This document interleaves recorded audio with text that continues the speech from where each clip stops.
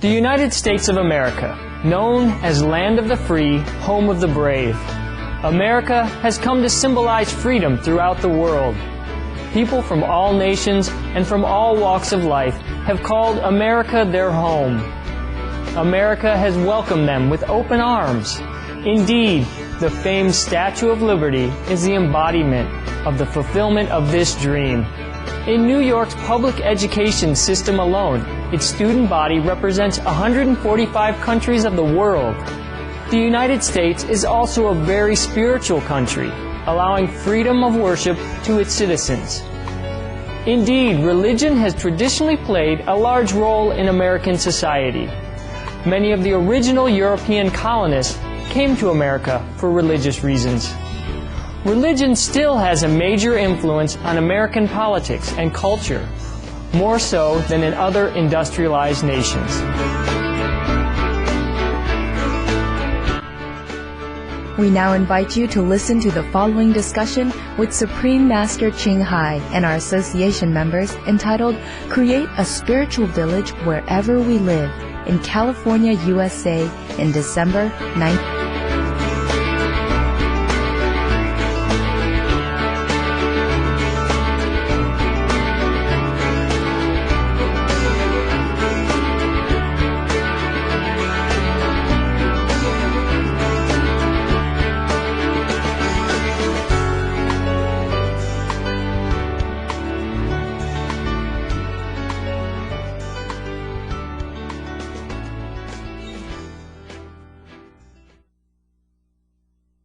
Just come to say hello and let you know I'm here.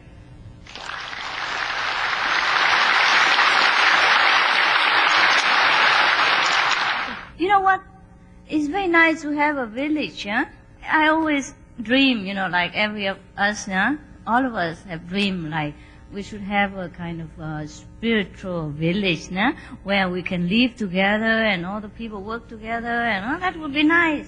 But I don't know if this kind of idea really is acceptable for this kind of planet or not. It seems difficult. There are many different groups have tried also, and sometimes they're successful for a while. And also depends on where you are. If you're in India, perhaps you're safer, because Indian people and Indian country as usual, normally they are more accustomed to this kind of spiritual group and all kind of spiritual belief and systems. Nobody cares. The Buddhist would go to the Hindu temple, and the Hindu would go to Bodh Gaya and bow to the Buddha, and etc., etc. And the Muslim would, go together with the Sikh, whatever. Religious atmosphere in India is very, very harmonious compared to other places. And so if any spiritual group, big group, survived, almost in India, or in Tibet, if there are suddenly so much vast rush of big positive energy concentrated somewhere, then immediately you attract even bigger negative energy to come. Because this world is a world of negative energy. Not because the world is negative. It is because of the inhabitants of this planet are so accustomed to negative atmosphere, and they generate by their thought, action, expectation, brainwashing, customs, or habits, they generate a kind of negative feeling, negative atmosphere around them, and they expect things negative way. They never believe God can make so much miracle. They never dare to ask for anything because they think they ask but they don't get it anyhow. So it's just, okay, I pray to you, but I know you won't give it, so it's okay, whatever, the faith is not deep enough to change this planet atmosphere into positive energy. Therefore, whatever little positive energy we can create, or any real spiritual group can create, is sometimes attract more negative obstacles. Huh? Not that like attract like, huh? Like people say, but opposite attracts. It has to be. Otherwise, this world is not balanced as it is. Otherwise, this world is not called the Earth planet, but would be named perhaps, Planet X5077, something like that. Huh? Or heavenly abode, huh? Or more civilized planet. Sooner or later, any planet would evolve with the time, and with the spiritual understanding, the planet will evolve. But if we evolve in a material wise and not balanced with the spiritual power, then the world or the planet or that any particular planet will be destroyed in time. And that is what they call the end of the world. Not this world particularly, any world that is created.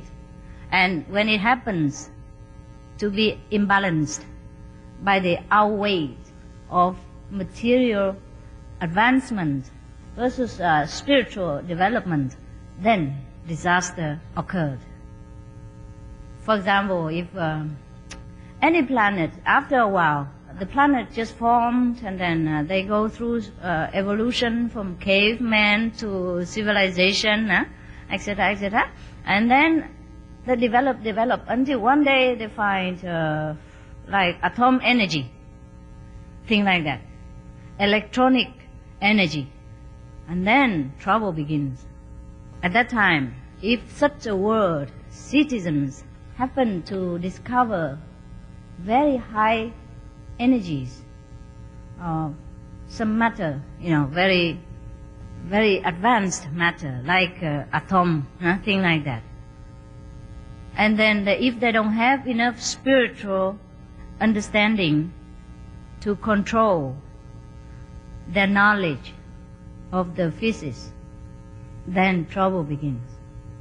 Then they will use it for bad things, or accident can happen because not enough intelligence to handle this dangerous, but otherwise would be useful matter.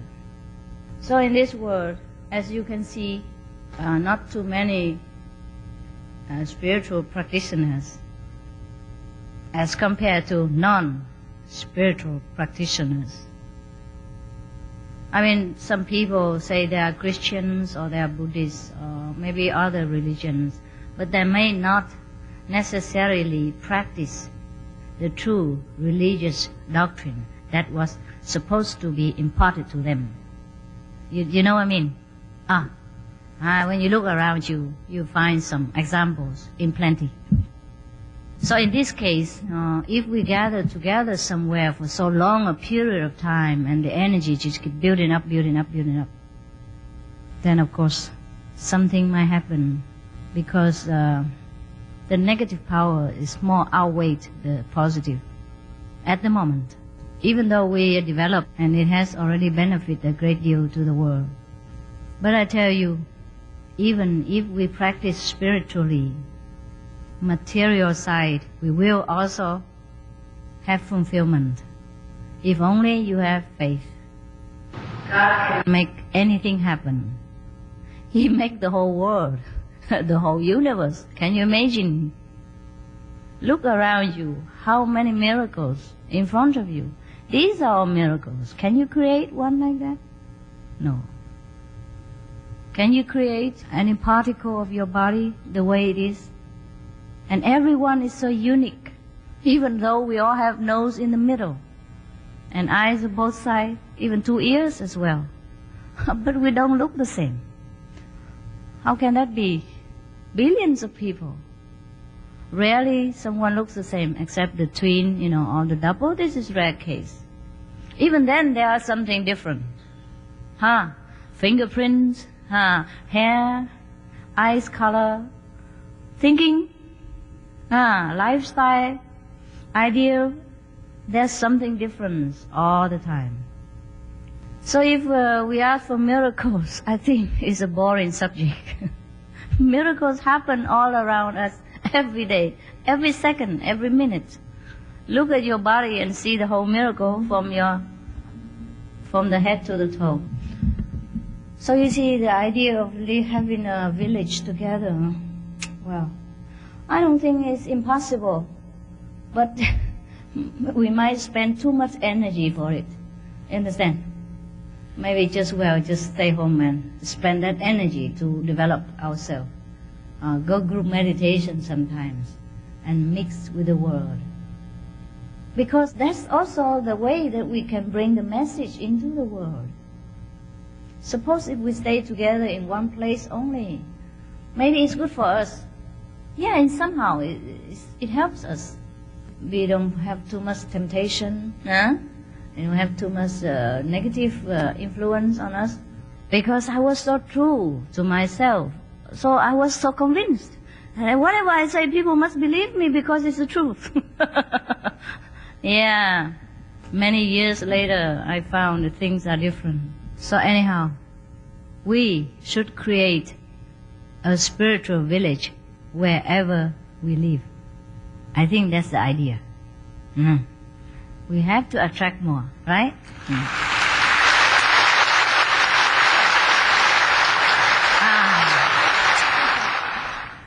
What I mean is, the idea is to bring heaven into every home, so that every home is a Buddha's land, every home is heaven. It's difficult, I know, but this can be done. Yes.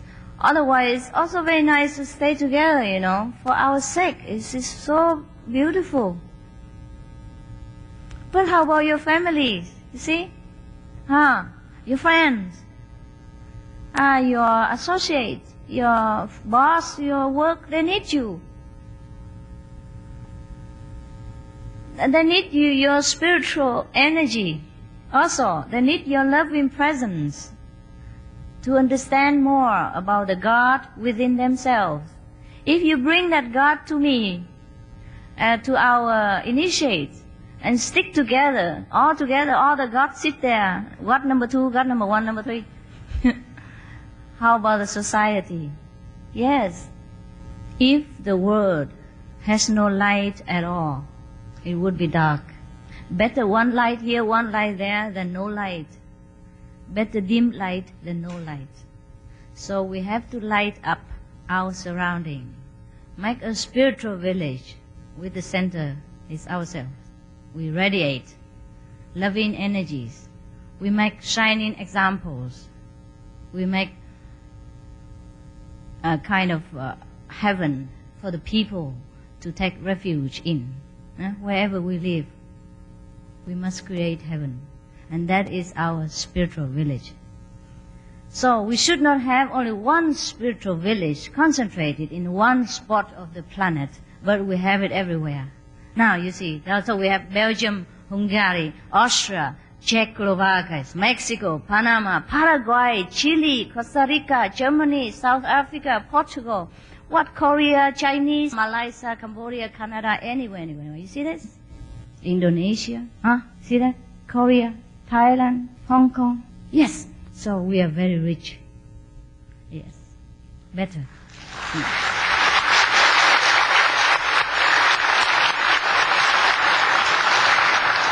But we have tried. We have tried the alternative. So we also know what it is like to stay together in one place and work together. It's also fine. You have to be the center of the light in the society where you live, where you work, where you have your root.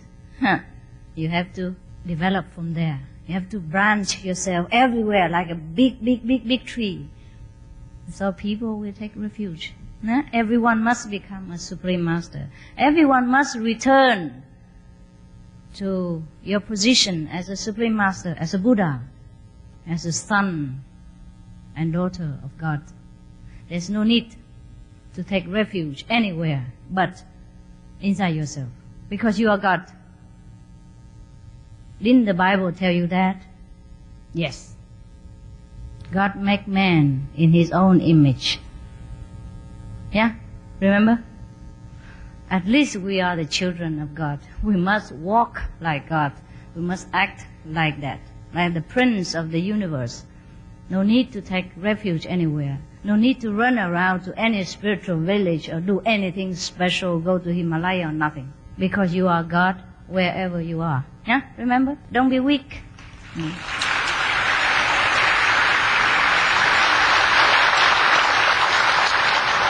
It's okay to have a teacher, no? Okay, to adore a teacher. It's okay to have somebody, so that you can maybe have an example. But you have to spread, Like take a root here, but the root must spread everywhere in order to sustain the whole big tree. And the tree must branch itself, big shade, so it protect a lot of beings. In the Buddhist story, there is a Buddhist scripture. There is a story about the tree, the banyan tree, Bodhi tree, very big. The 500 monks could take refuge underneath of its shade and to practice meditation.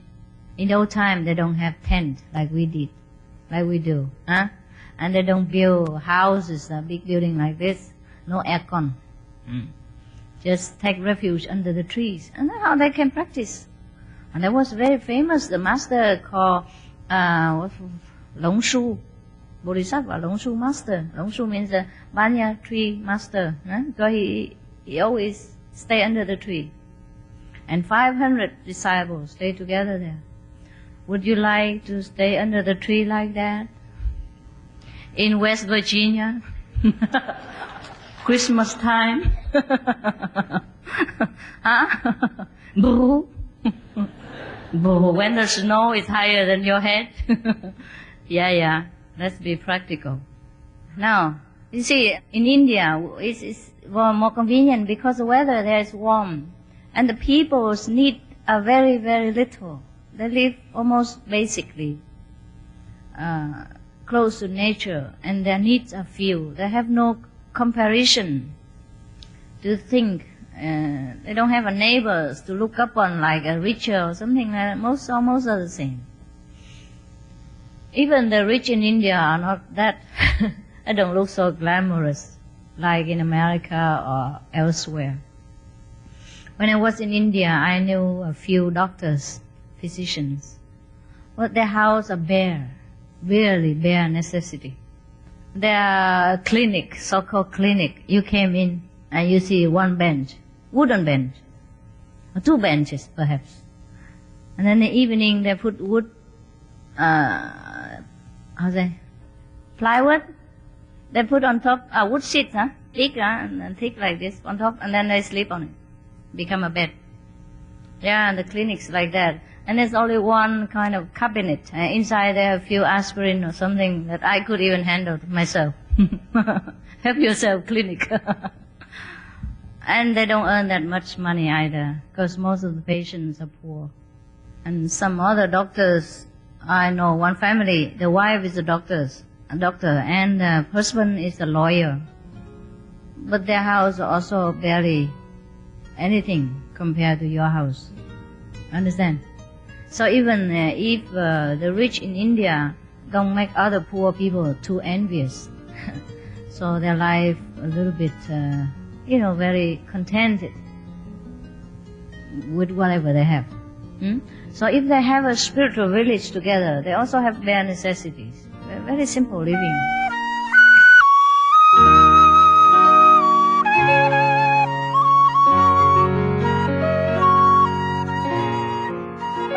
Thank you for joining us on today's episode of Between Master and Disciples.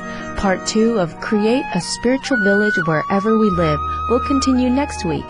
Tomorrow, please tune in for A Gift of Love, simple and nutritious cooking with Supreme Master Ching Hai. And now, coming up next on Supreme Master Television is Supreme Master Ching Hai's book premiere, The Dogs in My Life, on Animal World, Our Co-Inhabitants. May your spirits soar high with heavenly insights.